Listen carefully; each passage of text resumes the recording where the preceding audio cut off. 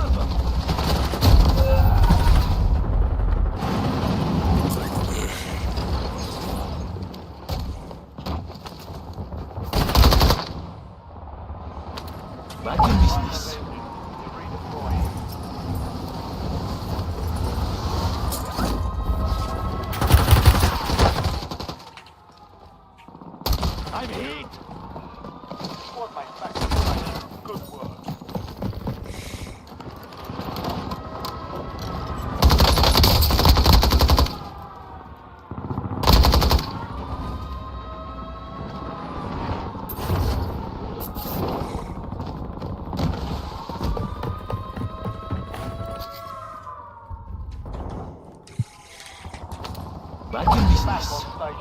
Go get after him.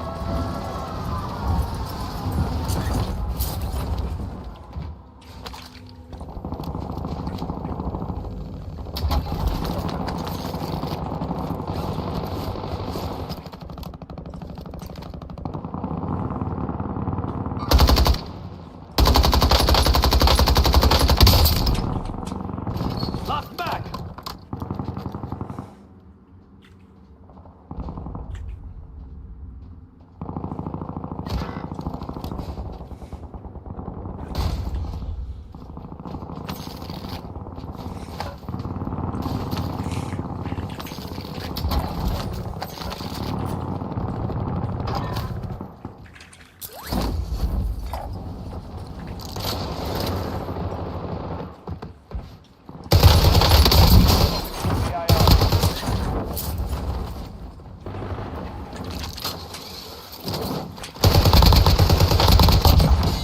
My search for vengeance is the only thing keeping me alive.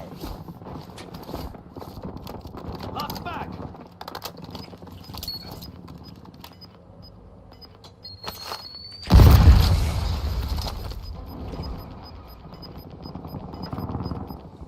Your squad made it to the safe zone. Got gas moving in.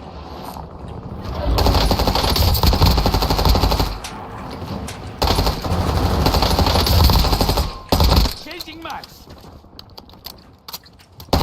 Good kill. Marking the rest of the squad on your track map. Get hunting. Enemy destroyed. Use your tac map to hunt down the rest of them.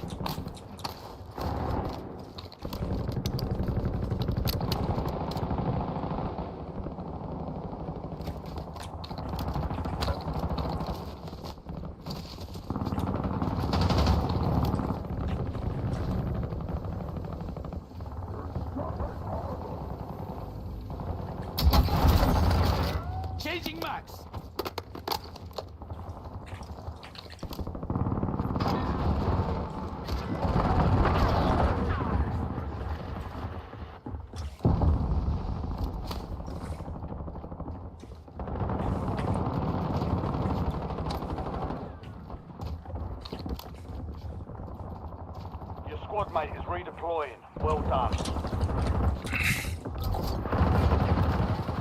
Loadout drop headed your way. Hostile UAV in the area.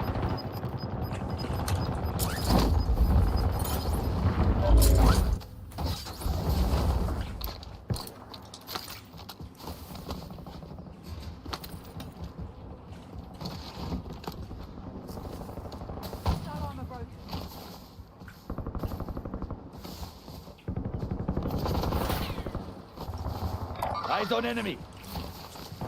Setting waypoint.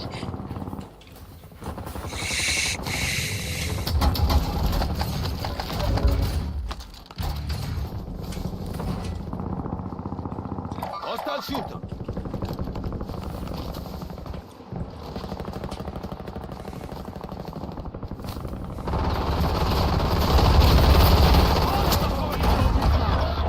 Down to you, soldier. Stay sharp. Five hostiles down. Die. Engaging max. Hunt them down. Target down. Mark them.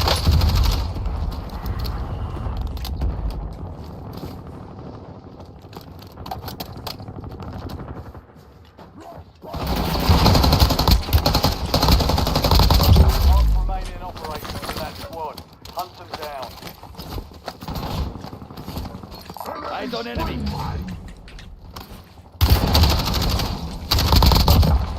max.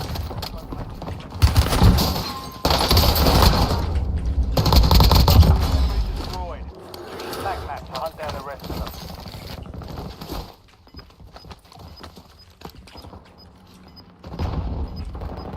Hostile shooter. Found a weapon. Squad's in the safe zone. Changing mag. Gas is inbound. Enemy squad incoming. Target down. Marking the rest of them. Changing max.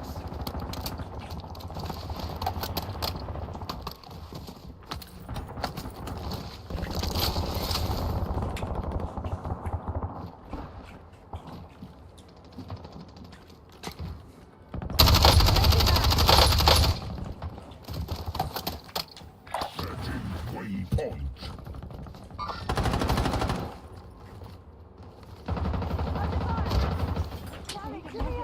Eyes on enemy. Enemy UAV overhead. Changing max. That was a little too close. I'm good.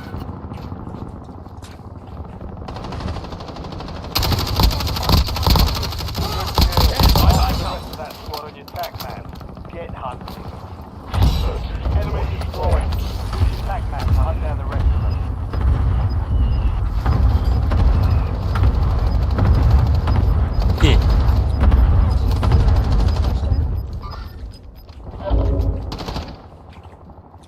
Hostile shooter.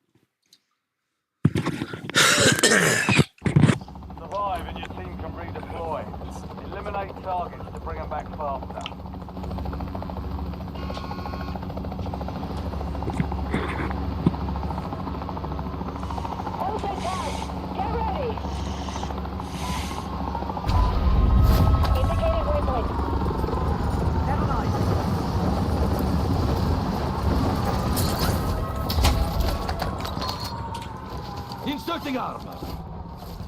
Enemy UAV overhead.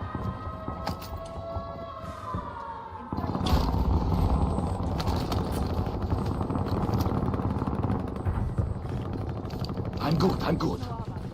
Enemy UAV is online.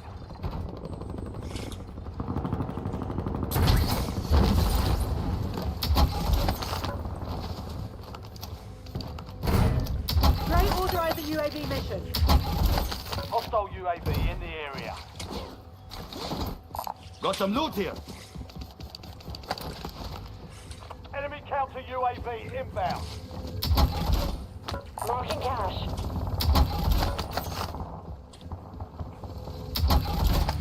SDR awaiting targeting data. Marking cash. 16 rounds. Out.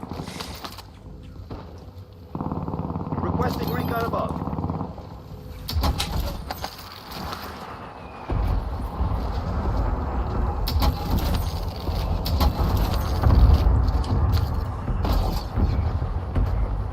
You've got a loadout drop inbound. Get a UAV on grid. That's our field upgrade. Target's struck. No casualties.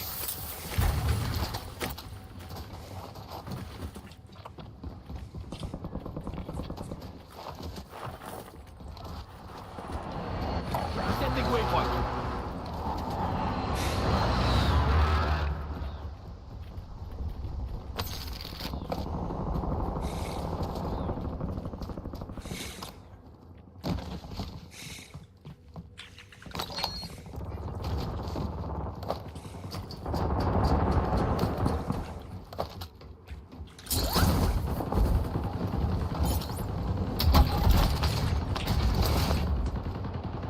Enemy soldier incoming.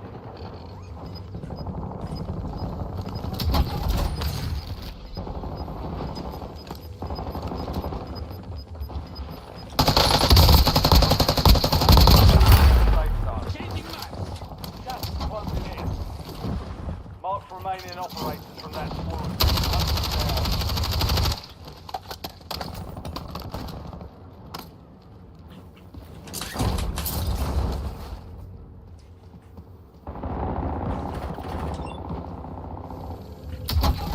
Hostile shooter.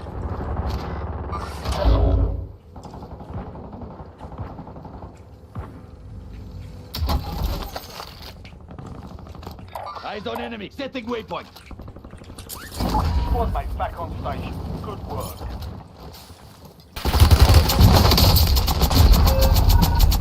Good kill. Marking the rest of that squad on your tag map. Get hunting.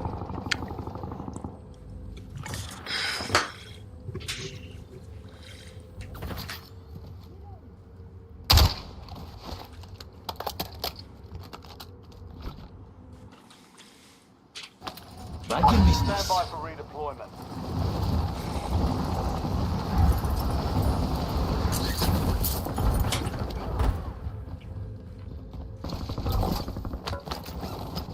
Friendly loadout drops on the way.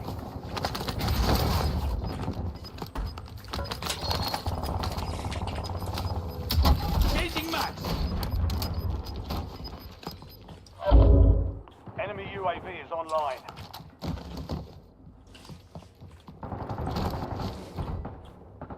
Hostile shooter.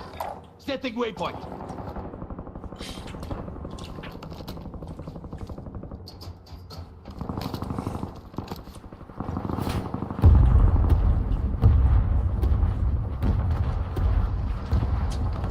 Enemy dropping into the AR. Changing max. Target down. Marking the rest of them. TACOM, authorize LDDR strike.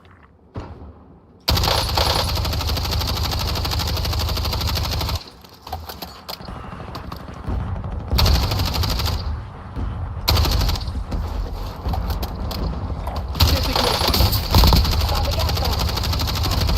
Watch your fire! Enemy UAV overhead.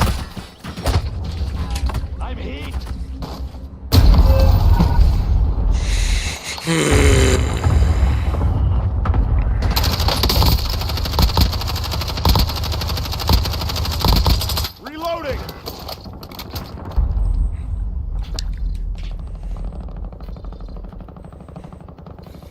Changing mag.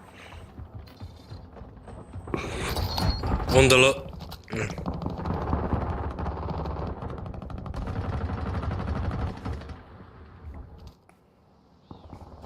Back in business. Go get your revenge. Eyes on enemy.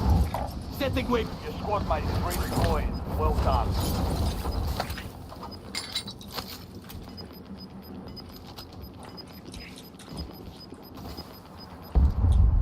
Get to the safe zone. Gas is moving.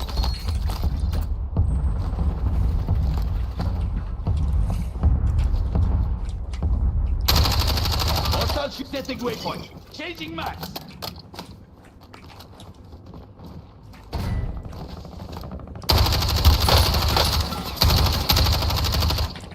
Get down! Back!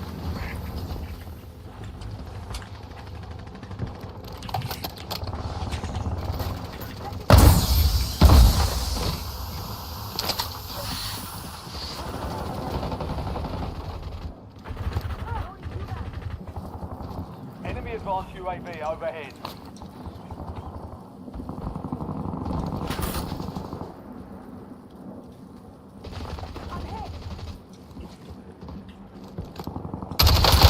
Eyes on end setting Enemy waypoint. UAV is online.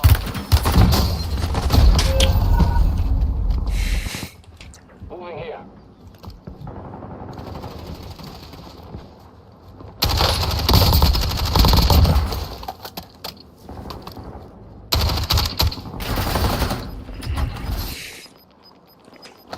Back in You're getting business. another chance. Question 3.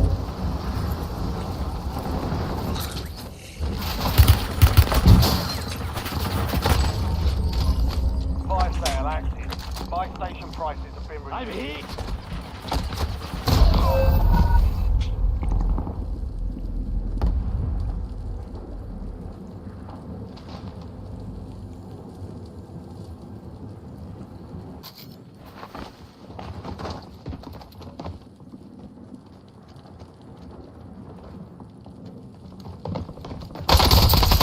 That was close. Loading new mag. Enemy flashbang. Resurgence is about to end. Make it count. Back in business. Get ready. You're redeploying.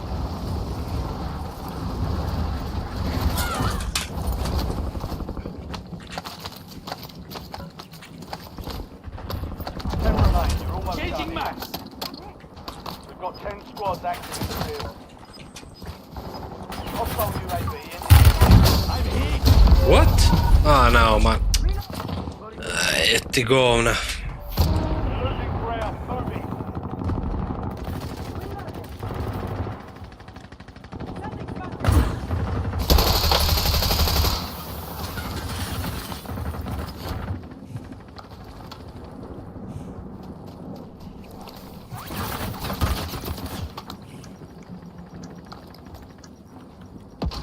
Fire sale zone.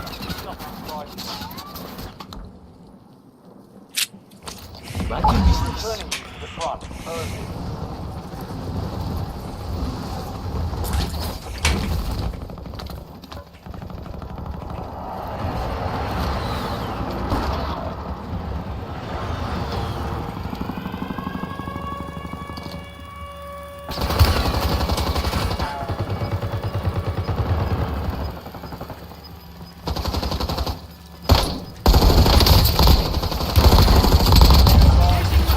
No longer active. Proceed.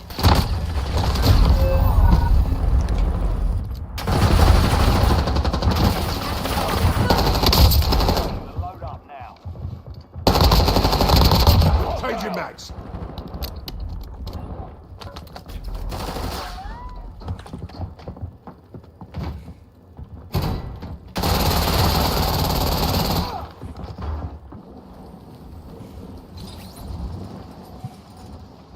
I can help you.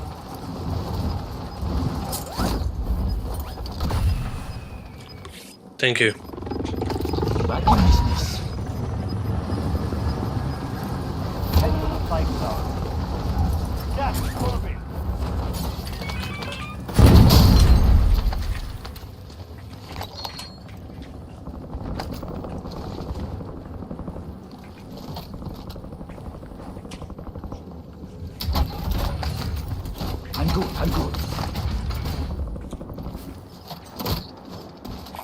got our field upgrade. Changing max.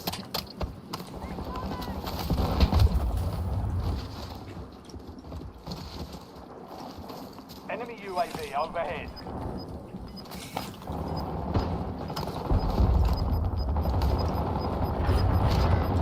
Setting waypoint.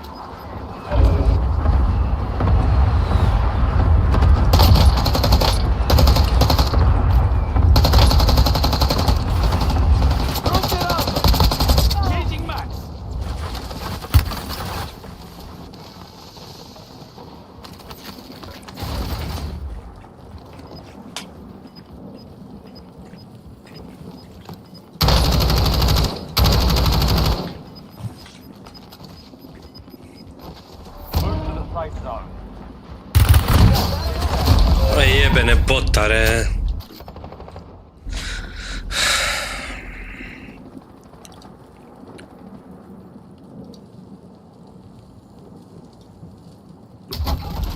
Jebenti bottare glup.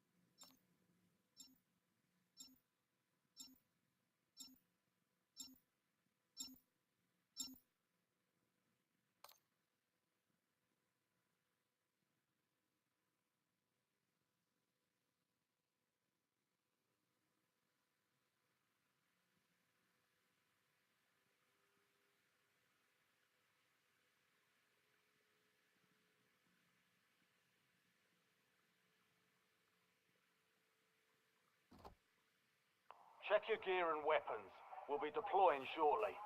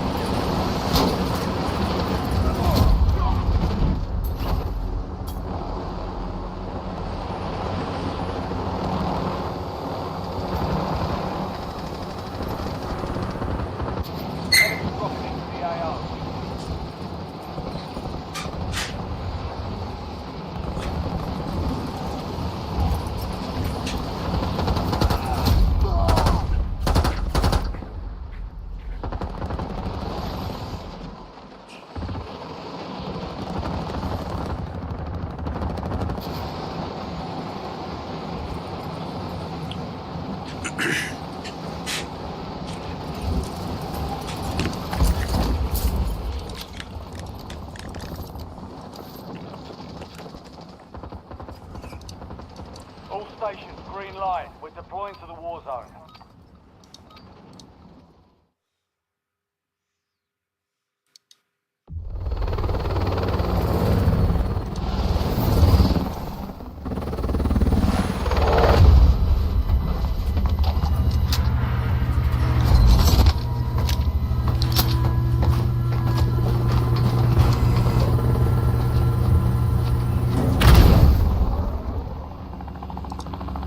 Resurgence. Survive to redeploy fallen teammates. Kill to bring them back faster. Bounty marked. Get ready to go.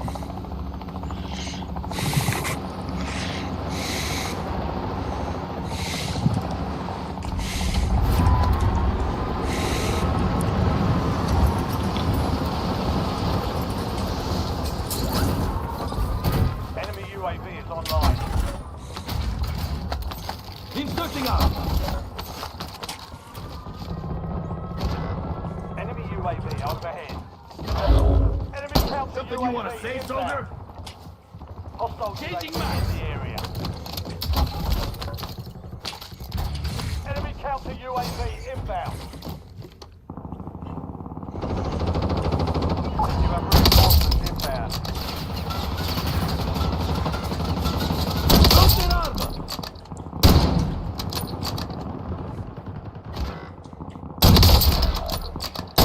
Enemy UAV overhead.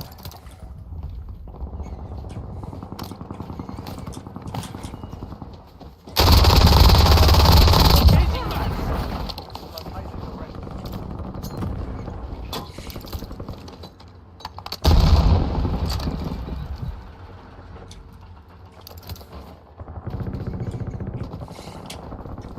Enemy counter UAV inbound.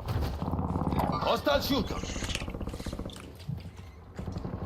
Enemies are dropping into the area. Watch the sky.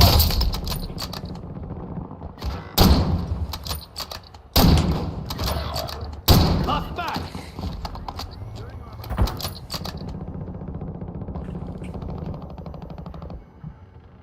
Enemy airstrike in the area.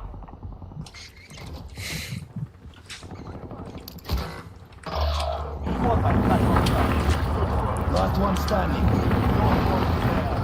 Stay alive. Bring them back.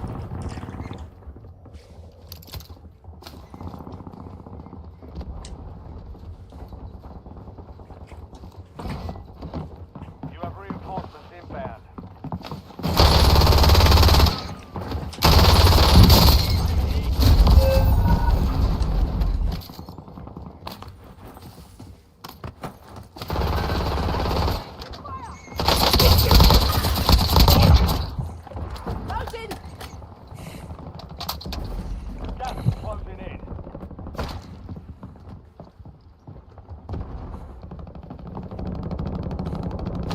Back in Stand business. by for redeployment.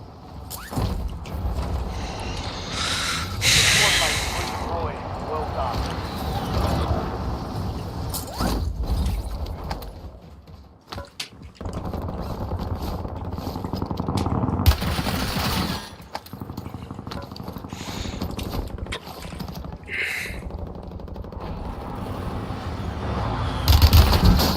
Squad mates back on the run.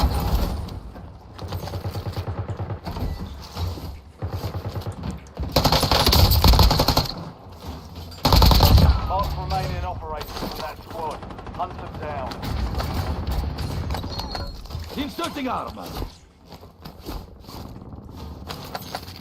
Changing max.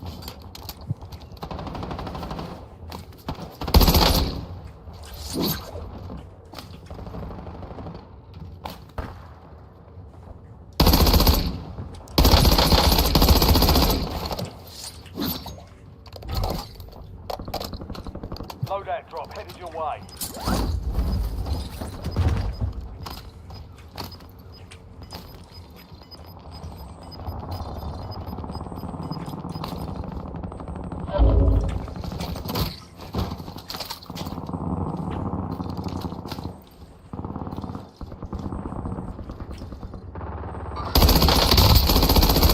Changing max.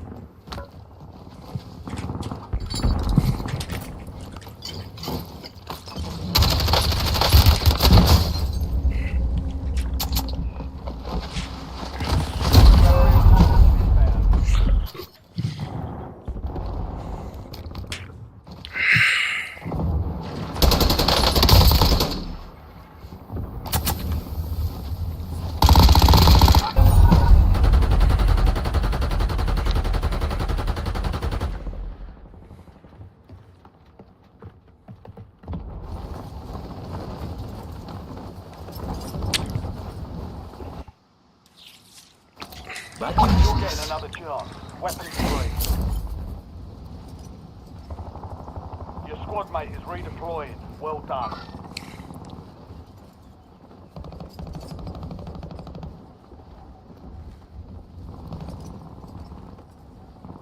You're in the top 10. Keep knocking them down.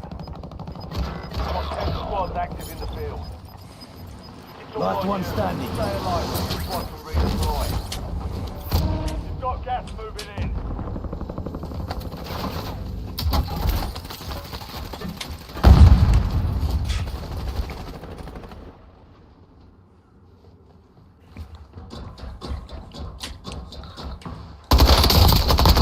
You have reinforcements inbound. Changing Good max. kill. Marking the rest of that squad on your tac map. Get hunting.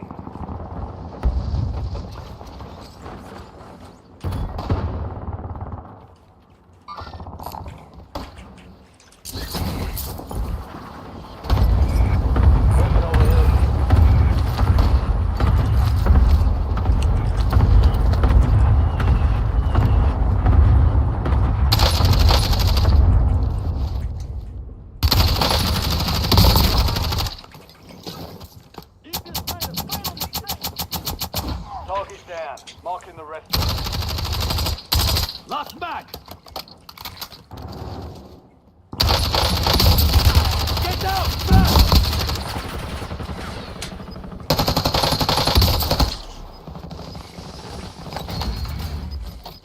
Enemy UAV is online.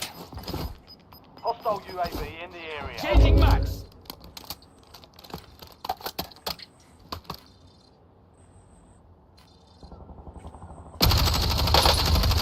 Fire sale is active. Fire station prices are adjusted.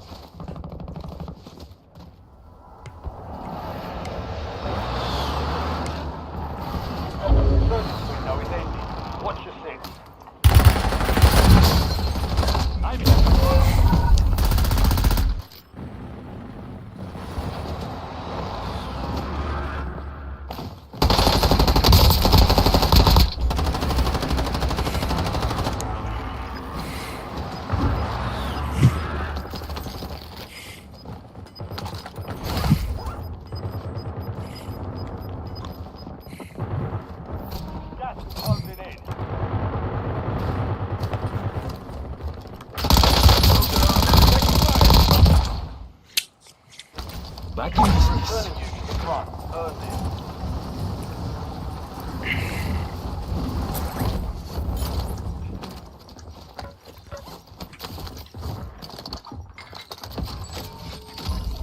Fire fail's done. Prices are back to normal.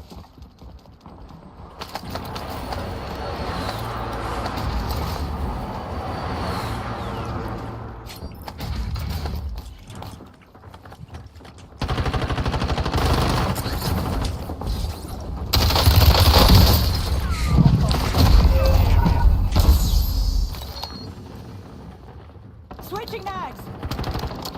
RP field upgrade. Go on the road. More than that to finish me. Deployed. Resurgence has been deactivated. This is the end game.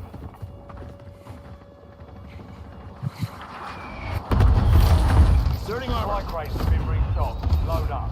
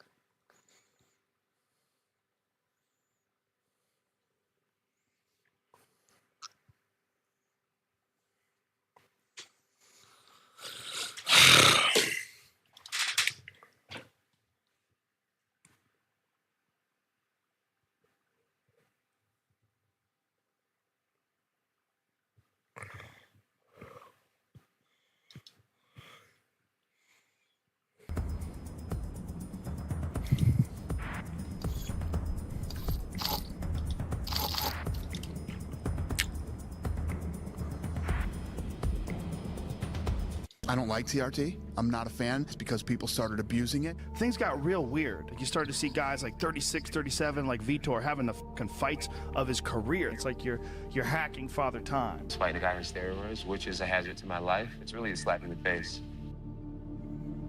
Vitor Belfort's life is a saga of dizzying highs and profound lows. From a teenage martial arts prodigy to a champion in the octagon, from personal tragedy to public controversy, his journey has all the elements of a modern combat sports epic.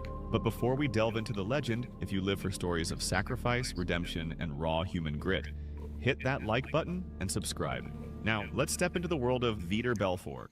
Born on April 1st, 1977 in Rio de Janeiro, Brazil, Vitor Belfort grew up with big dreams and fierce determination. But I had a vision. I said, MMA is going to be the biggest sport. I was 12. I said, Mom, I'm going to be a future champion. He started boxing at the age of 12 and earned a Brazilian Jiu-Jitsu black belt under the tutelage of the legendary Carlson Gracie. When I was 16 years old, I convinced Carlson to move to America. He discovered me when I was 15. He wanted to become my father. He wanted to adopt me as his son. I made his name famous here. By 17, the shy young Brazilian was training alongside seasoned fighters, sharpening skills that would soon shock the world. At just 19 years old, Belfort burst onto the mixed martial arts scene. He traveled to the U.S. and scored a 12-second knockout in his first professional fight in Hawaii. My first fight in Hawaii was no rules. The only thing you cannot do is biting. When I first started training in 96, I started at Carlson Gracie's place. That was when Vitor fought for his first time. He fought John Hess in Hawaii, and he fucked John Hess up. An unheard of feat for a teenager facing a larger, heavier opponent. This explosive debut earned him an invitation to the Ultimate Fighting Championship. Then in 97, first time Vitor fought in the UFC was the first time I worked for the UFC. That was UFC 12. I'm down here, guys, with the Vitor Belfort contingency. They are anticipating a wipeout in the finals. Yeah!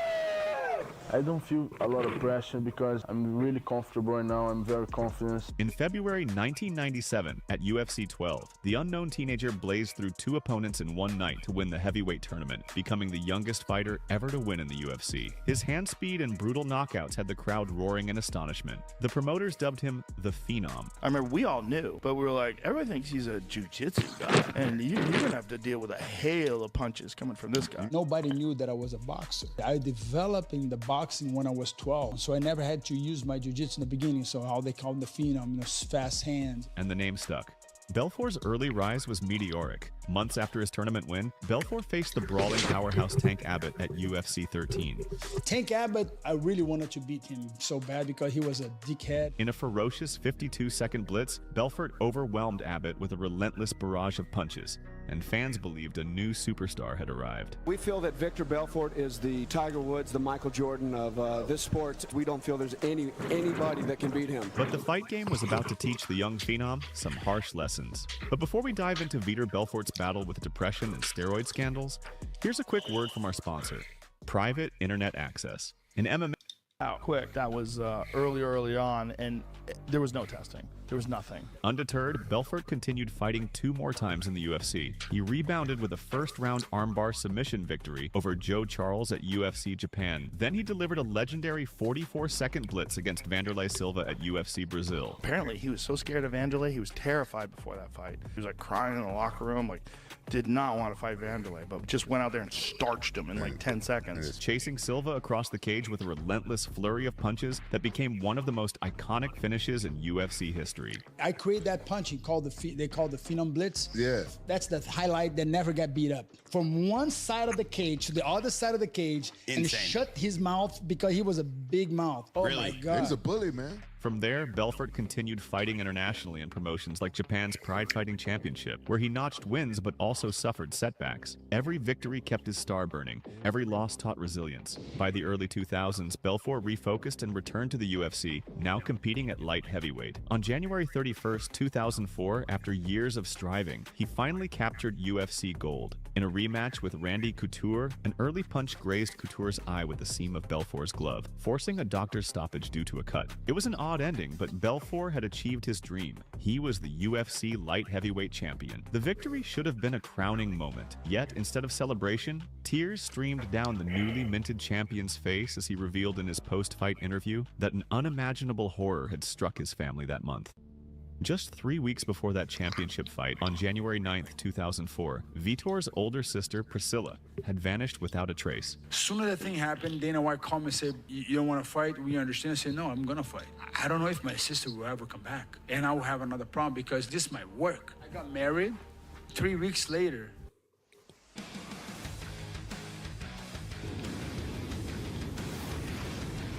She was 29, working at a municipal office in Rio de Janeiro, when she went to lunch and never returned. Yeah, I was trying to blame God. So in the end of the day, I say, that's his fault. When you don't have nobody to blame, who are you going to blame? God. God is the last person to be blamed. No ransom note ever came. Despite exhaustive searches and investigations hinting at a kidnapping plot involving drug dealers, Priscilla was never found. I was angry, I was bitter, I was questioning, why me, why this happened, what I did wrong, why my sister. In August 2007, a suspect even confessed to participating in her abduction and claimed Priscilla had been killed over a small drug debt, but her body was never recovered. We hear a story that more than 20 guys raped her and killed her. That night in 2004, the UFC audience saw not just a triumphant fighter, but a grieving brother dedicating a belt to a missing sister. And I want to dedicate this fight for my sister and for my wife. I just got married. The contrast was heart-wrenching. I fought, I won. But when I came back, I didn't know how to grieve. I tried to become this tough man that can keep going, keep going. I went to a depression. In the months that followed, Belfort's reign was short-lived. He lost the title back to Couture in their third encounter later in 2004. A subsequent decision loss to Tito Ortiz in early 2005 marked the end of that UFC chapter. My career went sink bottom. I didn't want to sign with UFC. I just got out. I was very depressed. I was just trying to become fighting for money. I just become lost. Belfort once again sought fresh starts overseas, fighting in Pride and Strikeforce. I lost my identity. My marriage was going horrible. I was in a deep depression. And I mean, if you are depressed, if you have anxiety, you know what I'm talking about. Because when you're in it, it's like you don't see the end. And I want solution for my pain. I want medicine. Belfort's brilliant career was increasingly dogged by dark clouds. God gives everybody certain things. Physically, he blessed Vitor. Vitor was fast. He had good strength. The He had speed all was kinds incredible. Of things. Yeah, but when he was young, he was mentally up here. That was where he was lacking. It wasn't that he was stupid. He lacked confidence. He would have to have people telling him that he could do stuff all the time because he never believed in himself. Later on, he started to believe in himself. He matured. That's what a successful person does. Those low points in your life where you don't believe in yourself, that doesn't define you. That's just you at that moment, and you can improve on that. So many people just go through this life thinking who they are is who they will be forever. No, Like who you are is what you make. Yeah. The problem is like I was in that moment of depression, guilting God, and then that's when I met God for real. Start praying. He spoke to my heart saying, son, doesn't matter how you look and how you think in your life, your sisters belong to me. That I think was the true relationship with Jesus and the Holy Spirit. I'm free now, but I'm looking back. I didn't see a way out. You have to learn how to reinvent yourself. In October 2006, after a Pride bout in Las Vegas, Belfort tested positive for an illegal anabolic agent, 4-hydroxytestosterone. The Nevada State Athletic Commission suspended him for 9 months. Belfort protested that he had unknowingly taken a contaminated supplement recommended by a doctor for a recovery from injury, but the stain of that steroid test would linger, sowing doubt in the minds of many.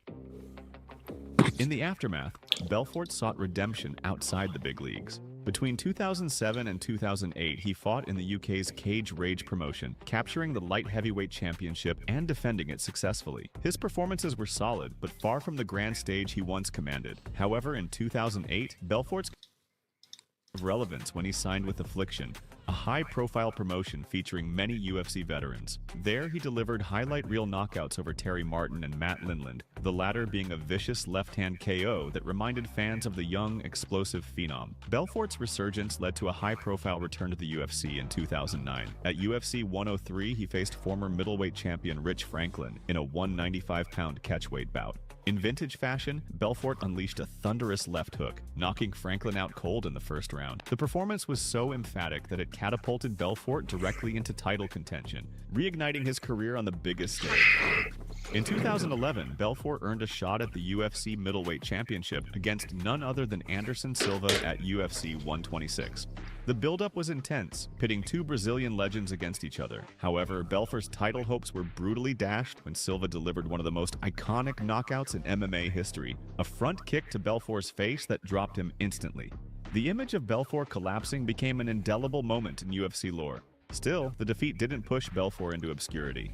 Later that year, he returned to the win column with a first-round KO of Yoshihiro Akiyama at UFC 133, re-establishing himself as a top contender in the division. Throughout this period, whispers about Belfort's changing physique and potential use of testosterone replacement therapy, TRT, began surfacing. Though not yet an official scandal, observant fans and fighters started questioning how Belfort, well into his 30s, appeared to be in the best physical condition of his career. I think where it started getting a little weird is when testosterone replacement therapy became a thing, and all you had to do was go to your doctor and said, hey, you know, I can't get a hard on, and all of a sudden they sign you off and you're on TRT. Worse, you could take steroids first and then come off of it so your testosterone was low. Oh, really? You go to a doctor and say, I have low testosterone. Oh, of course, yeah, because it messes up your natural production of it. This is what guys did. Guys took steroids and then went in afterwards and said they have low testosterone because they were on steroids. While he hadn't publicly applied for a therapeutic use exemption yet, the seeds of suspicion were planted. Entering his mid-30s, Belfort was legally prescribed TRT for low testosterone levels, a treatment some athletes use to extend their careers. You start to see guys like 36, 37, like Vitor, having the fucking fights of his career. Critics argued TRT was a loophole to gain an edge, effectively sanctioned doping. Some people like Vitor, just his body loves it. He's made for it. Yeah, his body's made for TRT replacement. Something happens with him, like when they allowed him to take it, like during the Rockhold fight and the Bisping fight. Dude, his body ate it up. He had so much knowledge behind him, but his body was moving like a young man's body. It's like you're hacking Father Time. Belfort maintained that he had a legitimate medical need. He disclosed that he never exceeded the limits set by doctors and athletic commissions. He's doing straight testosterone. It's above board, right? Let me you ask let you him this. do it so he doesn't feel guilty about it. You True. feel me? Yeah, he was doing it legally. He was doing it legally. Yeah. He got permission from the UFC to do it in the commissions. Indeed, UFC granted Belfort therapeutic use exemptions for testosterone before each of his 2013 bouts in Brazil. He's a different Let him do his human, roids, man. bro. Like some people don't do well with roids. They get all red and shit. He looks great. His skin's vibrant. His tits are popping. I don't like TRT. I'm not a fan because people started abusing it. People will get all jacked up on TRT throughout their entire training camp and then come back down to normal limits for the fight, which is unfair. All of a sudden, he looked like a freak. Just a real freak. He went on a run for a few years where he was just unstoppable. It was terrifying. Belfort became the face of the TRT era. Between 2013 to 2014, TRT Vitor was a destroyer. He first fought Michael Bisping in January 2013. Looking back, when I fought him on TRT. You fought him when he was at the super Vitor level. Absolutely. It looked like fucking the Incredible Hulk. Remember there was a picture of us both on the scale in Brazil. You can look back and say, holy fuck, what was I thinking? You know, this guy's fucking roided out of his mind. I'm not a religious guy, and you know, as we know, Vitor is heavily religious. And he kept sticking his thing in my face. He was pissing me off. So I said, Vitor, come here. And he leans in. I said, there is no Jesus.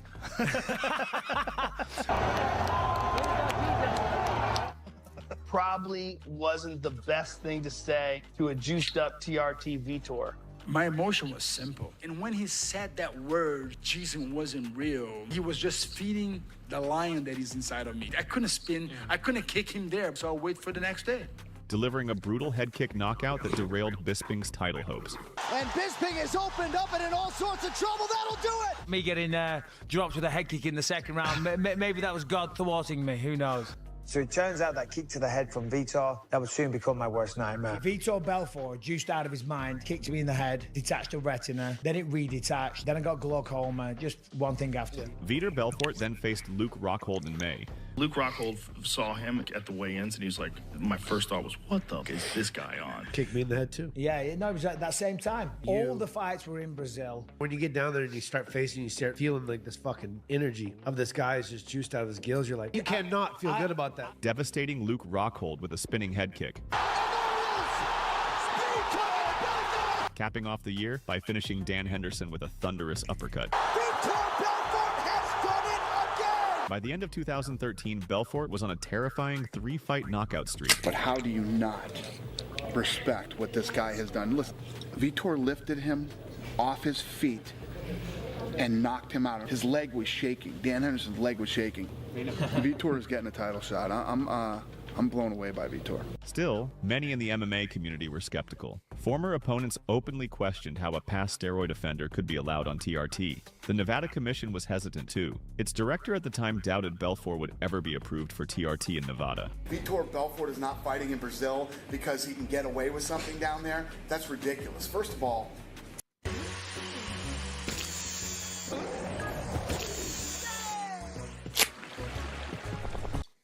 we wouldn't do that for anybody.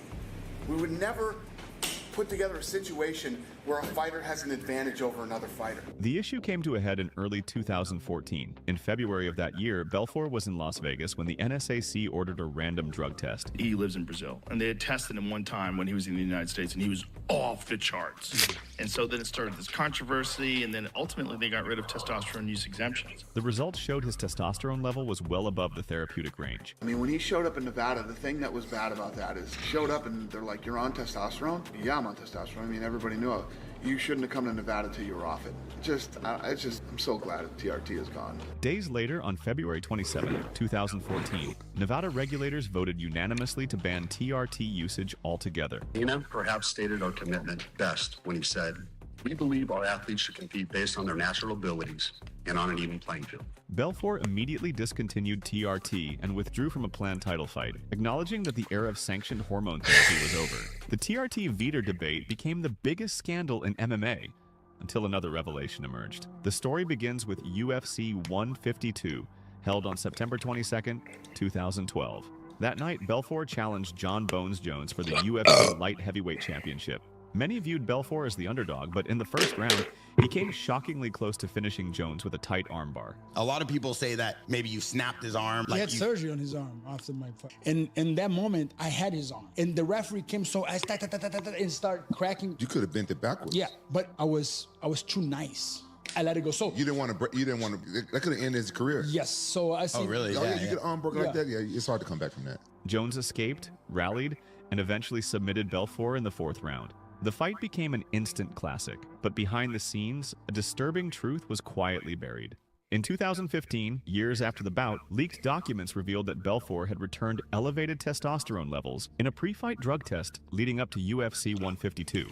His levels were reportedly above the therapeutic threshold, raising serious questions about why the fight was allowed to proceed. Despite the flagged results, the UFC allegedly kept the information hidden, choosing not to disclose it to Jones or the Athletic Commission. Did you feel that night in Toronto that he was on something? His age and where he's at in his career, I remember at the weigh-ins, I looked at his abs, and I'm like, dude, I'm like several years younger than you, and you look way tighter than me. Everybody's always speculated Vitor for being on steroids, but to know that they put me in there with him, knowing that he was on there, it's really a slap in the face.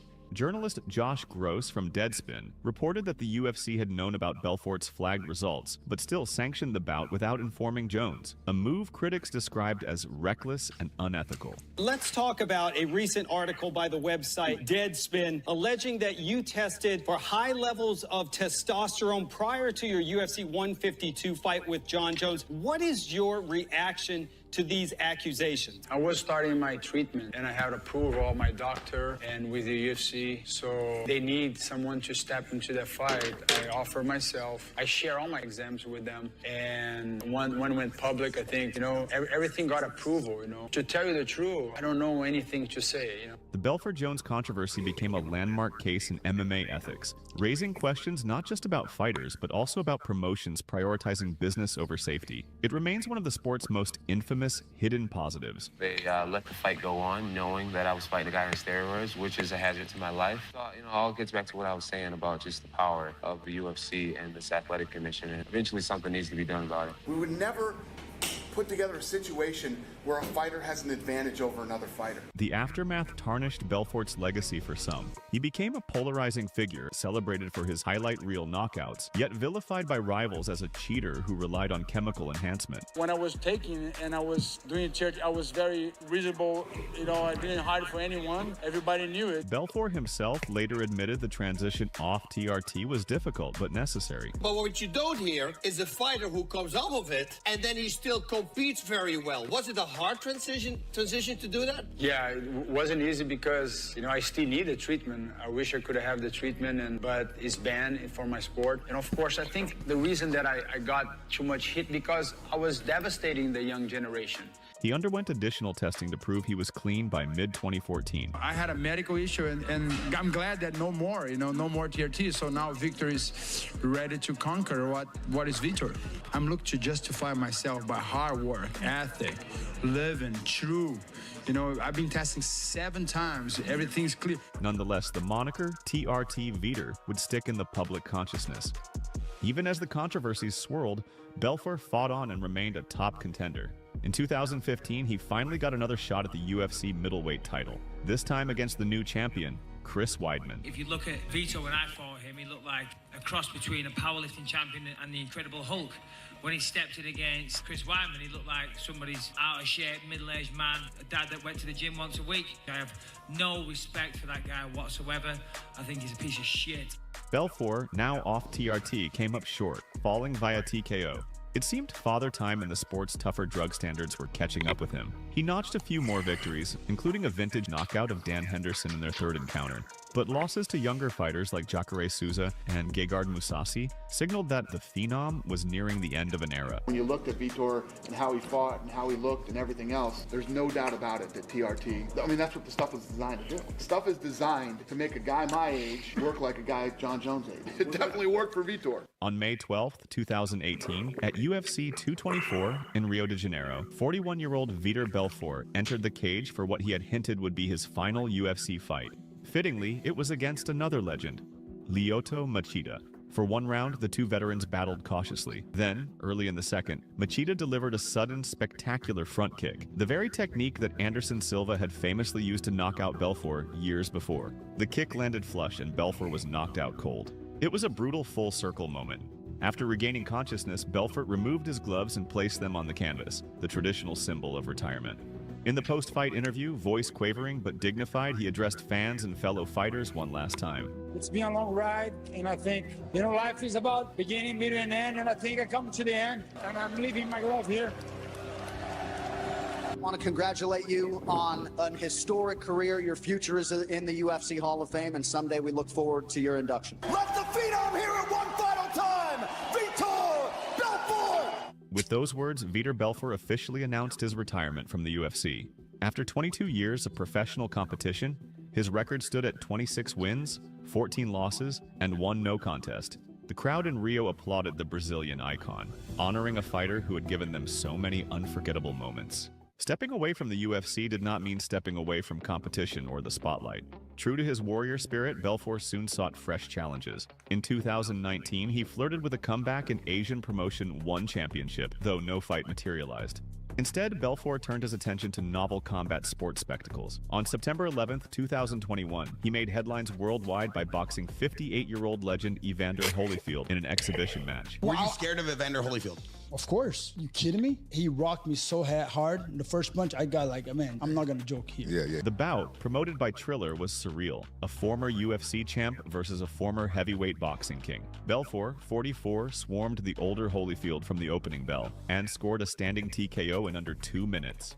The image of Belfort raising his hands as the referee saved a dazed Holyfield was a reminder that the Phenom still packed a punch. That was savage what he did to Evander Holyfield. And Evander Holyfield's one of the greatest to ever do it. I don't think people give you credit for that, though. Nobody never give me credit for. I'm not in the Hall of Fame. What, you're not in the UFC Hall of Fame? How are you not in the Hall of Fame? No. You had more knockouts than anybody. What do you mean? I don't know. Though many observers questioned the ethics of pitting a near 60-year-old against him, Belfort wasn't done. He continued to stay in shape and even dabbled in coaching and business. He and his wife Joanna opened a chain of fitness gyms in Brazil, passing on his training philosophies to a new generation.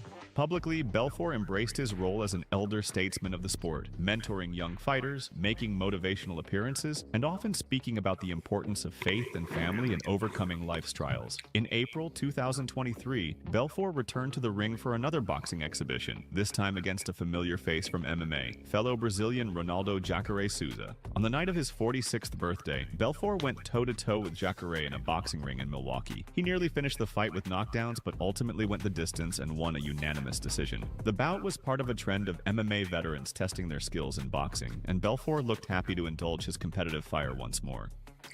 Today, Vitor Belfort remains a figure of fascination. He is a man who has literally fought through adversity, in the ring and in life. His story is a study in contrast, a fearless fighter whose hardest battles were outside the cage, an elite athlete whose pursuit of longevity veered into scandal, a devoted family man carrying an unhealed wound, and a national hero who's also one of MMA's most controversial sons. In 2025, the UFC recognized his impact by announcing Vitor Belfort's induction into the Hall of Fame. Love him or not, Belfort's fingerprints are all over the history of the sport, a tale of perseverance, controversy, redemption, and the unbreakable spirit of a fighter.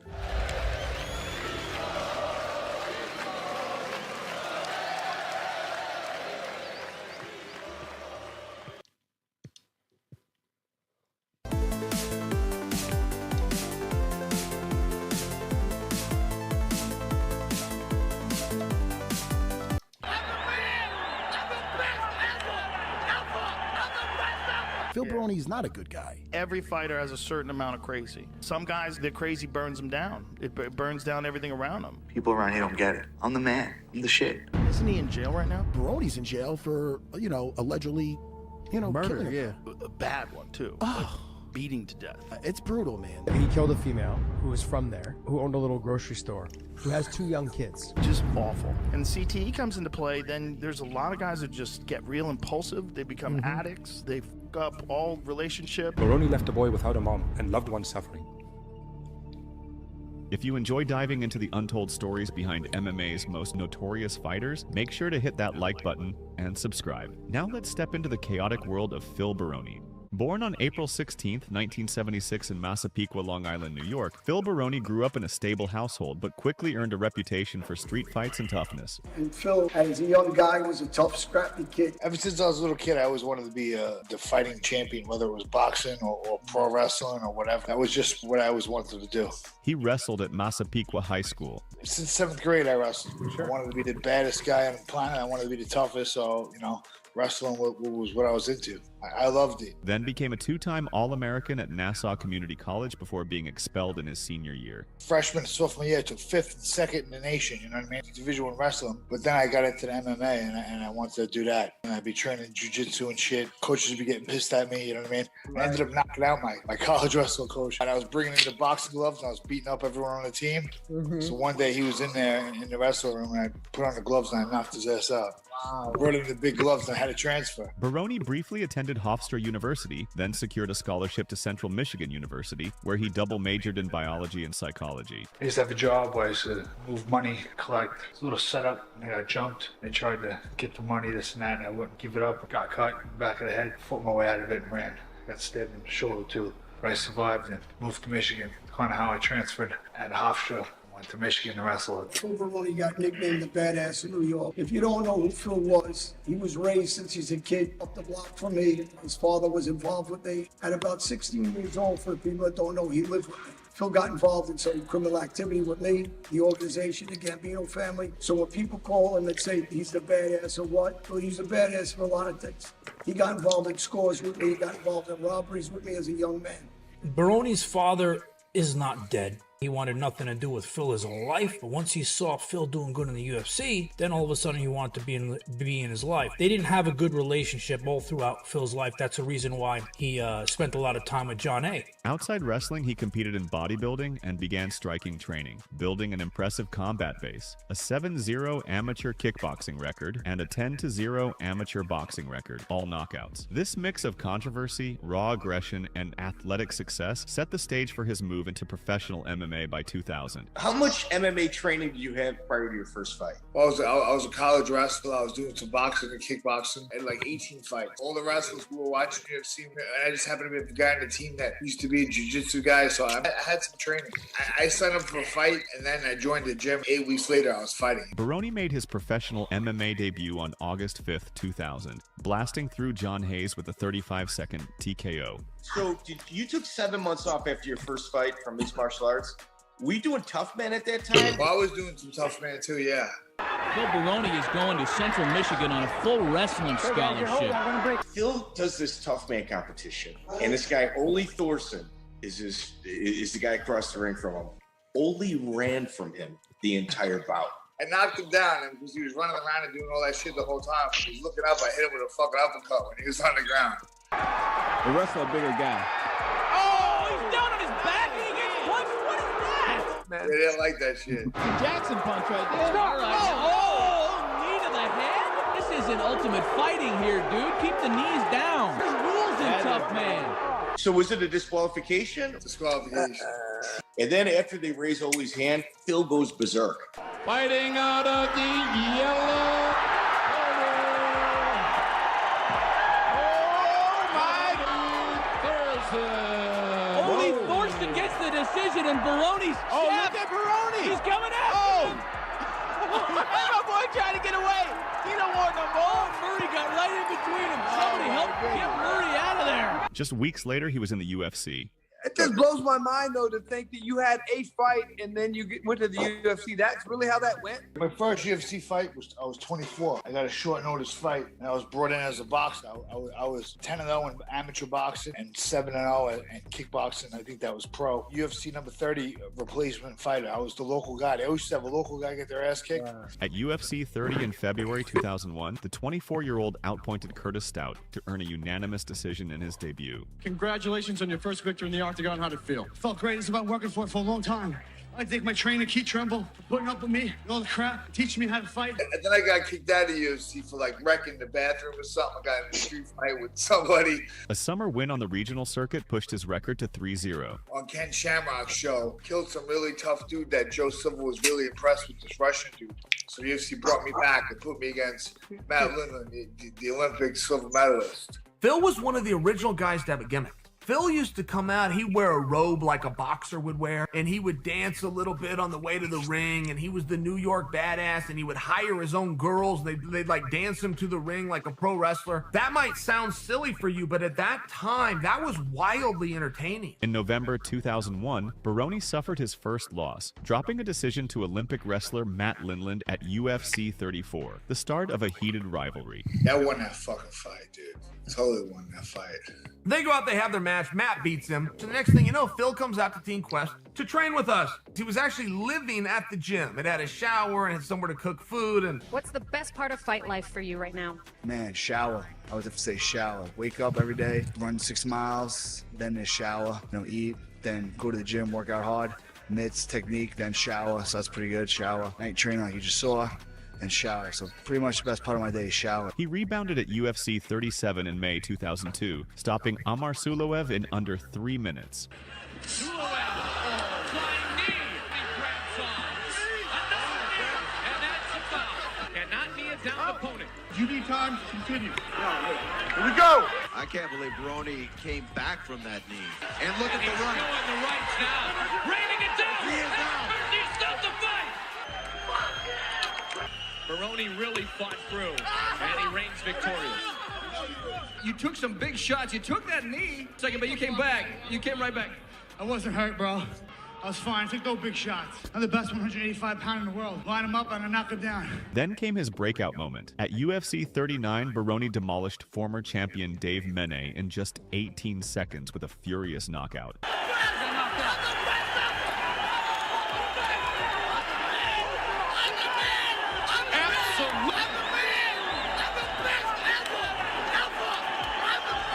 Saw some hand speed tonight.